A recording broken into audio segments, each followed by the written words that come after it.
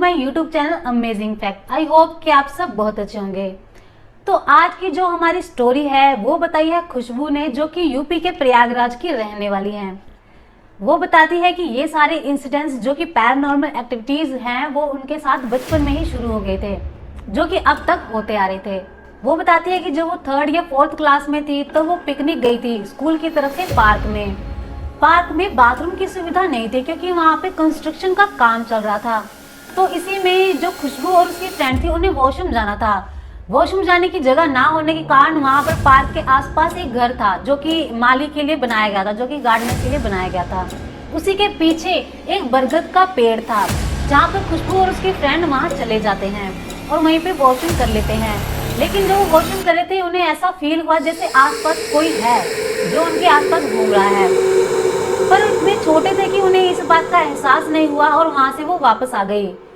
इतनी कम उम्र में उन्हें ये सब चीजें नहीं समझ में आई, इसलिए वो सब वापस आ गए। लेकिन जब वो घर आए उनकी फ्रेंड के साथ तो कुछ नहीं हुआ, लेकिन खुशबू के साथ कुछ अजीबोगरीब चीजें होने लगी। खुशबू जब रात को सोती तो उसे डरावने सपने आते। ये सब देख के उनकी मम्मी या तो उन्हें भभूत लगाती या कुछ तकिया के नीचे रख देती ताकि उसे डरावने सपने ना आए। इन सब के बाद काफी टाइम तक तो सब कुछ नॉर्मल रहा, लेकिन जब खुशबू 15 साल की हुई तब उसके साथ एक ऐसा रियल इंसिडेंस हुआ जो कि वो थोड़ा सा झेल नहीं पाई। वो बताती है कि उस टाइम पर उसके रिश्तेदार के घर शादी थी। पूरी फैमिली रिश्तेदार के घर शादी में गई हुई थी। उनके रिश्तेदार के घर के सामने 15 कदम की दूरी पर एक रेलवे ट्रैक था जिस पर हर 15 मिनट में एक ट्रेन गुजरती थी। ये खुशबू को काफी अट्रैक्टिव लगती थी। उनके रिलेटिव का जो फंक्शन था वो छत पर हो रहा था। छत पर काफी बड़ा पंडाल लगा था और उसी छत पर नाच गाना हो रहा था। तब खुशबू ऊपर जाती है। उस टाइम पर वहाँ पर लड़कियां नाच गा रही थी, लेकिन खुशबू का जो ध्यान था वो सिर्फ रेलवे ट्रैक पर था। उसे वो काफी अट्रैक्टिव लग रहा था। लेकिन यहाँ पर मैं आपको एक बात बता दूं कि खुशबू को डीओ और परफ्यूम लगाने की बहुत आदत थी। उस दिन भी जब वो रिश्तेदार के घर पर छत पर खड़ी थी उस टाइम पे उसने बहुत परफ्यूम लगा रखा था। जब खुशबू छत पर खड़ी थी तो सारी लड़कियां नीचे चली गई, उसे पता भी नहीं चला और पूरा पंडाल खाली हो गया और वो अकेली खड़ी रही। जब 5 मिनट हो गए उसे अकेली खड़ी होती को, तो वो एक ट्रेन का इंतजार कर रही थी कि कब वो ट्रेन आएगी और कब वो उसे देखेगी। उसका पूरा ध्यान ट्रेन के इंतजार में था। खुशबू बताती है कि जब वो खड़ी थी तो लाइट उसके पीछे की तरफ लगी हुई थी जिससे परछाई उसकी आगे की तरफ दिखाई दे रही थी। जब वो ट्रेन का इंतजार कर रही थी तो उसे ऐसा लगा जैसे उसके पीछे से कोई भागकर लेफ्ट की तरफ गया हो। लेकिन थोड़ी देर बाद उसने जब पीछे मुड़ के देखा तो वहाँ कोई नहीं था। लेकिन जब फिर से उसने ट्रेन पर फोकस किया तो एकदम से उसे फिर ऐसा लगा जैसे उसके राइट की तरफ कोई भागा हो। इस चीज से वो डर गई और उसने सोचा कि शायद उसके साथ पैरानॉर्मल कोई एक्टिविटी तो नहीं हो रही। तो ये सोचने के बाद ही अचानक से उसे ऐसा महसूस हुआ कि उसके साथ कोई खड़ा है। तो उसने ध्यान दिया कि एक परछाई जो उसकी तरफ आ रही थी, जो ज़ॉम्बी की तरह चल रही थी और हाथ बढ़ा रही थी। इससे पहले कि वो ज्यादा कुछ सोचती, उसकी माँ और उसकी नानी छत पर आ गई और उसे बोलने लगी, तू यहाँ क्या कर रही है, चल हमारे साथ नीचे चल। वो लोग उसे नीचे ले जाते हैं। तब खुशबू को ऐसा लगा कि शायद उसके साथ कोई वहम हुआ हो, लेकिन उसे ये नहीं पता था कि ये वहम उसके लिए कितना भारी होने वाला है। उस रात के बाद खुशबू वापस अपने घर आ गई। घर आने के बाद उसकी तबीयत बहुत ज्यादा खराब होने लगी। ये सब देखते हुए उसके पिताजी बोले कि बेटा बता तूने क्या गलत खाया, वहाँ पे कुछ गलत खाया, तूने कुछ देखा वहाँ पर। ये सब सुनते वो इमोशनल हो गई और उसने सारी चीजें अपने पापा को बता दी।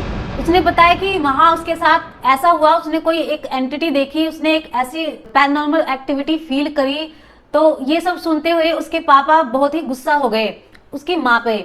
उसकी माँ को बोला कि तुम इतना ऐसे परफ्यूम क्यों लगाने देते हो, क्यों इतना परफ्यूम लगाने देते हो जिसकी वजह से उसके साथ ऐसा हो रहा है। बहुत ही गुस्से हो जाते हैं और बोलते हैं कि मैं सारे परफ्यूम वगैरह फेंक दूंगा। तो जब उसके पापा ऑफिस चले जाते हैं तब उसकी माँ, जो खुशबू की माँ होती है, उसे एक गुरुजी के पास लेकर जाती है और उनसे पूछती है भी ऐसा इसके साथ कैसे हो गया। तो गुरुजी बताते हैं कि हाँ, एक कोई चीज थी जो इसके पास आई थी, लेकिन कोई शक्ति थी जिसकी वजह से ये बच गई। उन्होंने बताया कि जिस हिसाब से ये रेलवे ट्रैक को देख रहे थे उस हिसाब से कोई एंटिटी थी जो इसकी तरफ अट्रैक्टिव हो गई और इसके परफ्यूम लगाने की वजह से वो अट्रैक्ट हो गई। ये सब बताने के बाद जो गुरुजी थे उन्होंने खुशबू को एक काला धागा दिया। कहा कि ये हमेशा अपने पास रखना, इससे ये चीजें दूर रहेंगी। तो वो काला धागा लेकर वापस घर आ जाते हैं। तो इन सब के बाद 2 साल तक खुशबू के साथ तो नॉर्मल सब कुछ ठीक रहा। जब खुशबू 17 साल की हुई तो उनकी फैमिली ने डिसाइड किया कि वो मिर्जापुर जाएंगे प्राचीन मंदिर में आशीर्वाद लेने, क्योंकि उस मंदिर की बहुत ज्यादा मान्यता थी। तो वो लोग सुबह निकलते हैं मंदिर के लिए और मंदिर पहुंचते हैं। मंदिर पहुंच के वो माथा वगैरह टेक कर वापस आ रहे होते हैं, तभी रास्ते में उनका टायर फट जाता है, जिसकी वजह से खुशबू के पापा डिसाइड करते हैं कि सब बाकी लोगों को प्रयागराज वापस भेज दिया जाएगा ट्रेन से। लेकिन वो खुशबू से पूछते कि वो क्या चाहती है, तो खुशबू एक ही सेकंड में बोल देती है कि वो आपके और अंकल के साथ जाएगी। तभी खुशबू 2 कजन्स के साथ वहाँ पर खेलने लगती है। खेलते खेलते वो एक रेलवे ट्रैक के पास पहुँचती है। रेलवे ट्रैक के पास ही एक थोड़ी दूर पर एक कुआं, सूखा कुआं होता है। वो लोग सूखे कुएं में पत्थर फेंकने लगते हैं और आवाजें मारने लगते हैं और मस्ती मजाक करने लगते हैं। लेकिन तभी खुशबू की नजर कुएं के आसपास हड्डियों पर पड़ती है। उसे पता है कि यहाँ साफ सफाई नहीं होती, फिर भी वो लोग वहाँ पर मस्ती मजाक करते हैं।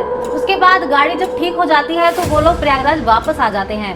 घर आने के बाद 1-2 दिन तक तो सब कुछ ठीक रहता है, लेकिन उसके बाद जो सामने वाला घर होता है, खुशबू के जो सामने वाला घर है, वहाँ पर एक लड़की रहती है जो काफी ही सुंदर है, सोबर है, सिंपल सी है।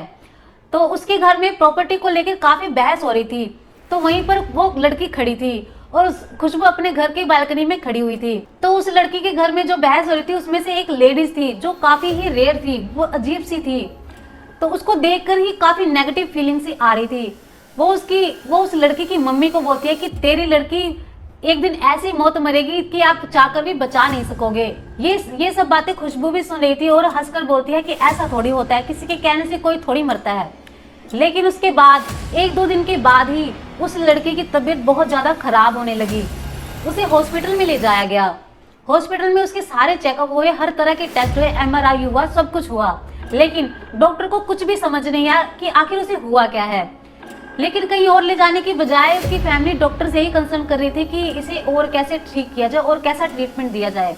तो खुशबू भी काफी परेशान होती है उस लड़की को लेकर, और वो अपनी मम्मी से कहती है कि वो भी उसे देखने जाएगी हॉस्पिटल में। तो उसके बहुत कहने पर उसकी मम्मी उसे हॉस्पिटल ले जाती है, जहाँ पर जाकर उस लड़की से मिलती भी है।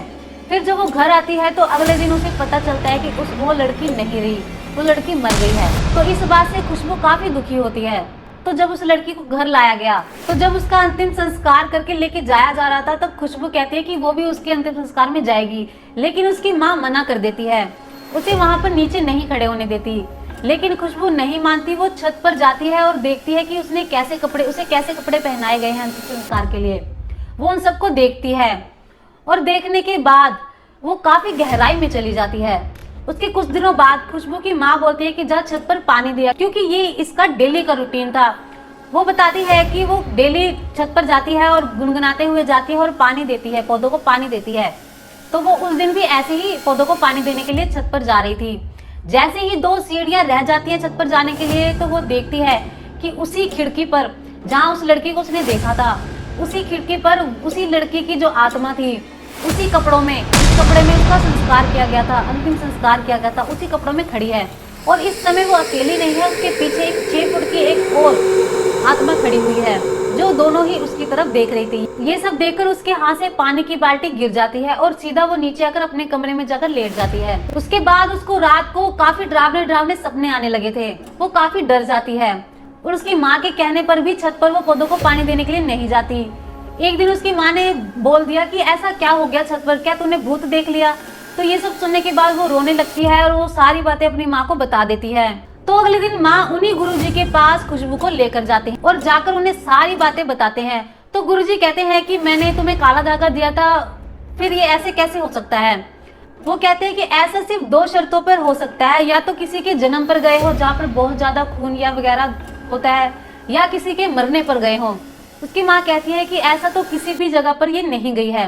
फिर गुरुजी पूछते हैं कि अब तक तुम कहाँ गए, क्या क्या किया, ये सारी बातें उनसे पूछते हैं। तो इन सब बातों में वही मिर्जापुर वाला कुआं बीच में आता है। तो खुशबू बताती है कि वहाँ एक कुआं था जहाँ मैं गई थी, वहाँ पर हड्डियाँ देखी थी।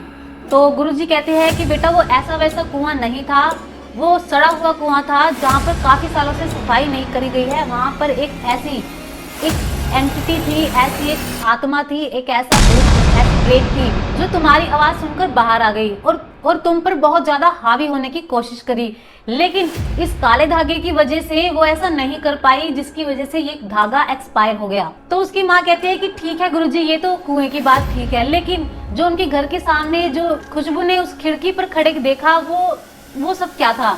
तो गुरुजी कहते हैं कि ये सब तो मैं आपके घर में आकर बता पाऊंगा। तो वो कहते हैं कि मैं कल आकर आपके घर में देखकर ये सारी बातें बता दूंगा। तो गुरुजी उनके घर आते हैं, उनकी छत पर जाते हैं, तो देखते हैं कि हाँ, एक बच्ची है जो काफी परेशान है, लेकिन जो उसके पीछे की एंटिटी है उसके बारे में वो नहीं बता सकते। उसके लिए उन्हें हमारे बड़े गुरुजी के पास जाना पड़ेगा। तो खुशबू की माँ जो होती है बड़े गुरुजी के पास जाती है और उनके पूछने से पहले ही जो बड़े गुरुजी है उन्हें सब बता देते हैं कि वो छोटी लड़की का तो बता देते हैं कि ऐसे ऐसे थी, और जो बड़ी लड़की का है, जो बड़ी शैडो है, उसके बारे में बताते हैं कि ये तब की है जब उसकी मम्मी यानी खुशबू की माँ की शादी भी नहीं हुई थी। उनकी शादी करके आने से पहले वहाँ एक लड़की रहती थी जिसने उस टाइम पर अपने आप को आग लगा कर खत्म कर लिया था। तो ये सब सुनकर खुशबू की माँ रोने लगती है और हाथ जोड़ती है कि प्लीज गुरुजी कुछ बताइए, हमारी लड़की को कैसे बचाया जा सकता है।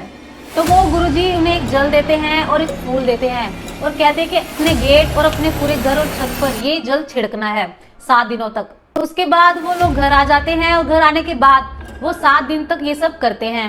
खुशबू तो बहुत डरी हुई होती है, वो छत पर नहीं जाती, लेकिन उसकी माँ उसे जबरदस्ती छत पर ले जाकर ये सब कुछ करवाती है। 7 दिनों तक तो उनके घर में सब कुछ नॉर्मल रहता है, सब ठीक रहता है। उसके बाद कुछ सालों तक तो सब कुछ ठीक था, लेकिन ये नहीं पता था कि एक तूफान के आने की शांति थी। 2 साल बाद जब खुशबू 19 साल की हुई तब उसका ग्रेजुएशन चल रहा था। उस टाइम पर उसके कुछ फ्रेंड्स थे, 2 मुस्लिम फ्रेंड्स थी जो काफी अच्छी थी और तीनों का बॉन्ड बहुत अच्छा था, तीनों बहुत ही अच्छे फ्रेंड थे। उनमें से जो एक मुस्लिम फ्रेंड थी वो खुशबू के काफी करीब थी, उठना बैठना खाना पीना सब उसके साथ ही होता था। वो बहुत ही अच्छी फ्रेंड थी और उसका मिलना जुलना भी बहुत अच्छा था और फैमिली में आना जाना भी काफी अच्छा था उसका। तो एक बार उस फ्रेंड के घर में काफी प्रॉब्लम्स होने लगी, शायद उनके पिता का निधन हो गया था, इसकी वजह से वो अपने नानी के घर चली गई। वो काफी दिनों तक खुशबू से दूर थी, फिर भी वो उसे फोन पर बात करती, काफी घंटों घंटों बातें करती। वो खुशबू से काफी अटैच थी, वो कोई मौका नहीं छोड़ती थी खुशबू से बातें करने का। वो खुशबू को सड़क पर दूर से भी पहचान लेती थी। तो कुछ टाइम बाद उस मुस्लिम फ्रेंड की तबीयत काफी बिगड़ने लगी, वो काफी बीमार रहने लगी। तो उसका खुशबू के घर आना जाना भी कम हो गया और उससे बातें भी बहुत कम करने लगी। तो एक दिन खुशबू के पास उसकी फ्रेंड का फोन आता है। वो कहती है कि मुझे याद रखना, मुझे भूलना मत, मैं बहुत बीमार हूँ। तो खुशबू ऊपर से कहती है कि तुम बहुत स्ट्रांग है, ऐसे कैसे बोल रही है, ऐसी कैसी बातें कर रही है, ऐसा कुछ नहीं है, तू ठीक हो जाएगी।